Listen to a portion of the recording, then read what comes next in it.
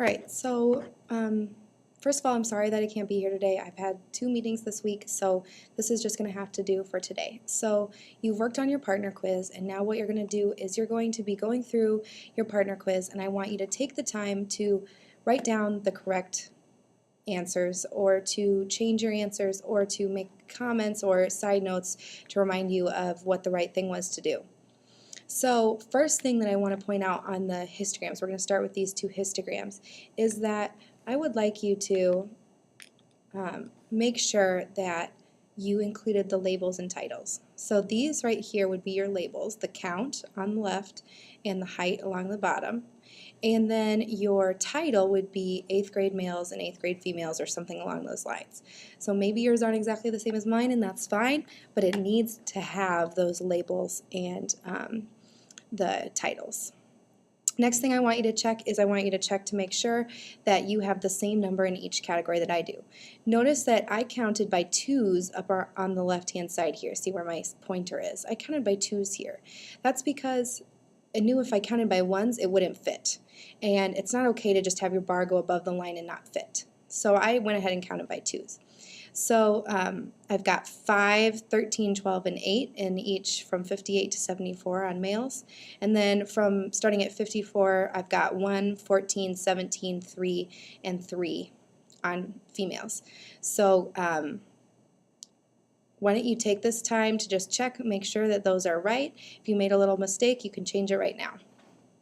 And then the next thing that I want you to do is to, hopefully you noticed this statement right here, that you were supposed to write a statement that compares and contrasts the heights of males versus females.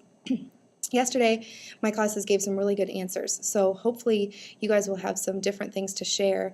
And so I want you to go ahead and pause the video right now, make sure that your histograms are correct, and then take a moment for each partner group to share their comparison or contrasting statements.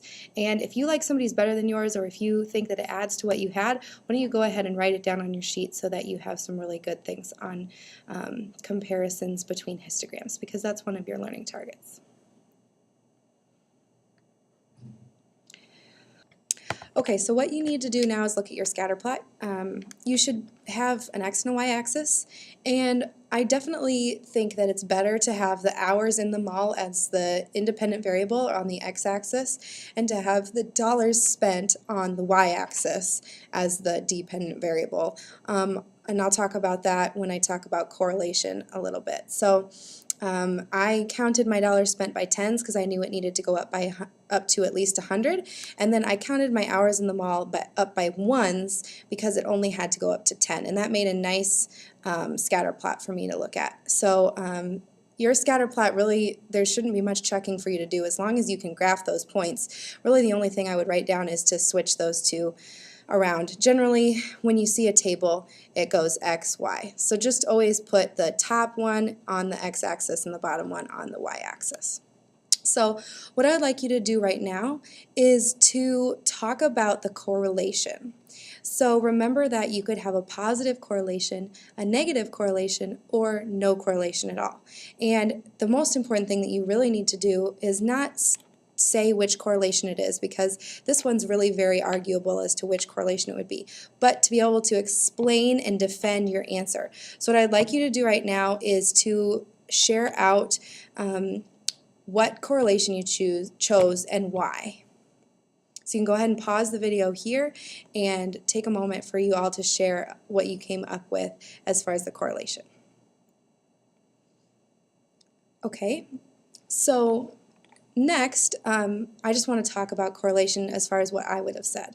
So I would have said that according to this graph, when you look at these the scatter plot and these points, they don't really have a correlation. So I would say none. This is because really, if I drew a straight line, which I'm going to do here in a little bit, actually I'll go ahead and put that line in there right now. If I can get the line tool, here we go, line. I'm going to draw my line here. And what you notice is that there are some points that are centered around it, but then you've got several points out on the outside. And I've got 1, 2, 3, 4, 5, 6 close to the line, and I've got 1, 2, 3, 4, 5, 6 out that aren't close to the line at all. So I would say that's not enough of a relationship between hours in the mall and dollars spent to be able to create a correlation. However, I will say that when you're going on to the next part and I ask you to draw a line through the data, that you could say that in general the pattern of the data is going up. If you look at these numbers, they're going up. Maybe those are your big spenders, right? Or not your big spenders, your people who don't spend as much. And then over here, they're all kind of going up, and then you've got your outlier. So I would use a positive line, but I would still argue that there's no correlation. So I'm going to go ahead and use these 2 points to make my line and the equation for my line. Now, you guys might have used different points, and that's fine. I want you to just pay attention to the process and compare it to what you did and see if you think that you got the right equation for your line, okay? So I've got my 2 points identified, 110 and 670. And hopefully what you remember from previous experience and from last week on Friday is that you have to find the slope between these 2 points. So I'm going to go ahead and I'm going to find the slope. I'm going to take 70 minus 10, y2 minus y1, 70 minus 10. And then I'm going to take x2 minus x1, 6 minus 1. And that will give me 60 over 5. And dividing that, that gives me 12. And remember, that's my slope. That's m in my equation. And then my y-intercept is where the line that I drew crosses the y-axis, which coincidentally is down here at 0, 0. And that's your b. So now that I'm talking about, now that I have my m and my b, I want to write my equation. So my equation will look like y equals 12x plus 0. And then remember that if you look at your questions that it asks you to, it says, in what ways does your line fit the trend of the data? And in this one, I would just say that it looks like most of the data is going up, so that's why I chose my line here. And then now let's talk about the y-intercept and the slope. So the y-intercept is that 0, 0 point. And it says, does it make sense for this situation? So my y-intercept is 0, and I'm trying to think about the situation about hours in the mall versus dollars spent. And when I think about that, it makes sense that if you spend 0 hours in the mall, you're not going to spend any money at the mall. So that y-intercept really makes sense to me, that 0 point. Now I want to look at the slope, so 12. And this is something that I think we haven't talked about enough. So slope, we really want to talk about what does slope mean when we're talking about hours in the mall and dollars spent. And what that 12 really means, it's our rate of change, that 12 means that for every hour in the mall, so for every hour, I'm spending 12 bucks. And that's what's going to give me this line. So basically for every single hour that the person is in the mall, it should be about $12 spent.